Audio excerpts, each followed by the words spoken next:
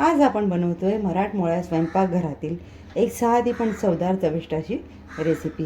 घरातील अगदी साध्या साहित्यापासून तयार होते, पण चवीला खूप छान लागते।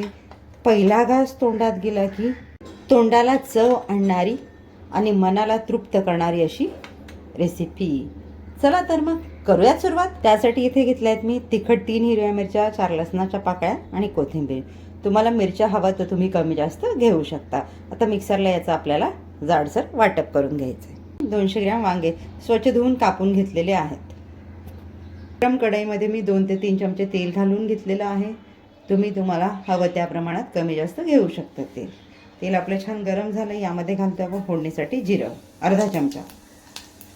यामध्ये घालून घेतो आपण वाटप केलेलं मिरची, लसूण आणि कोथिंबीरची पेस्ट।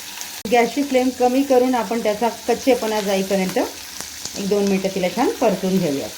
यामध्ये आता घालून घेणार आहोत आपण कापून घेतलेली वांगी आपल्याला ह्या मिश्रणात 1-2 ते 3 मिनिटं मंद गॅसवर छान परतून घ्यायची आहेत। खानदेशीत ही भाजी प्रत्येक घराघरात बनवली जाते। कुठल्याही मसाल्यांचा भडीमार नाही, अगदी साधे सोपे बेसिक मसाले घालून, पण चवीला इतकी छान लागते ना। तुम्ही एकदा बनवली ना की आठवड्यातून एकदा तर नक्की तुमच्या किचनमध्ये तुम्ही ही भाजी बनवाल, खूप छान लागते।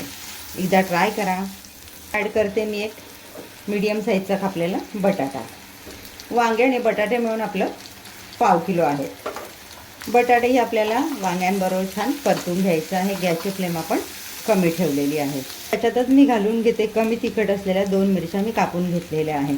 आपण तोंडी लावण्यासाठी ज्या मिरच्या तळतो ना कमी तिखट, त्याच मी इथे घातलेल्या आहेत। यामध्ये घालून घेतो आपले पावडर मसाले, हळद, पाव चमचा गरम मसाला जो आपल्या घरात असेल तो, आणि चवीनुसार मीठ। बस इतकेच बेसिक मसाले याच्यात जातात। एक्स्ट्राचे कुठलेही मसाले या भाजीमध्ये जात नाही। अगदी नवशिका ही भाजी खूप छान पद्धतीने बनवू शकतो। पावडर मसाले आपले घालून झाले, आपण हे सगळं एकदा मिक्स करून घेऊयात। तुम्हाला जर अशा साध्या सोप्या घरगुती रेसिपीज बघायला आवडत असतील, रासनाथ किचनच्या व्हिडिओजला लाईक करा, चॅनलला सबस्क्राईब करा, व्हिडिओ तुमच्या फ्रेंड सर्कलमध्ये शेअर करा। तुम्ही केलेलं एक लाईक, शेअर आणि सबस्क्राईब आम्हाला प्रेरणा देतं। आम्ही जे बनवतो आहे ते तुम्हाला आवडतं आहे याची ती आमची पोचपावती असते। त्यामुळे लाईक, शेअर, सबस्क्राईब करायला कंटाळा करू नका। आता तुमच्या लक्षात आलंच असेल आपण आज काय बनवतो आहे। आज आपण बनवतो आहे खानदेशातील घराघरात बनवली जाणारी मिरची वांगं। हे आपण छान मिक्स करून घेतलेलं आहे। आता इथे घालणार आहोत आपण पाणी, आणि इथे पाणी घालताना काळजी आहे की आपल्याला गरम पाणीच घालायचं आहे।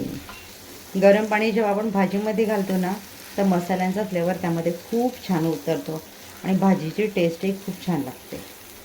मी यामध्ये 1 ग्लास गरम पाणी घालून घेतलं आहे।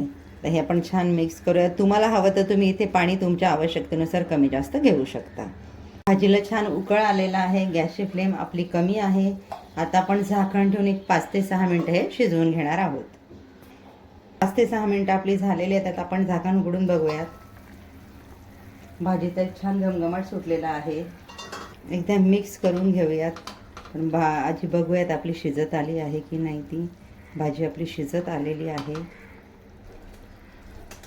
आता या स्टेजला आपण याच्यामध्ये घालून घेतोय 4 ते 5 चमचे शेंगदाण्याचं कूट। शेंगदाणे छान मी खमंग भाजून घेतले, ते मिक्सरला जाडसर वाटून घेतलेले आहेत। एकदा मिक्स करून घेऊयात। यामध्ये घालून घेते मी 1 चमचा लसणाची पेस्ट।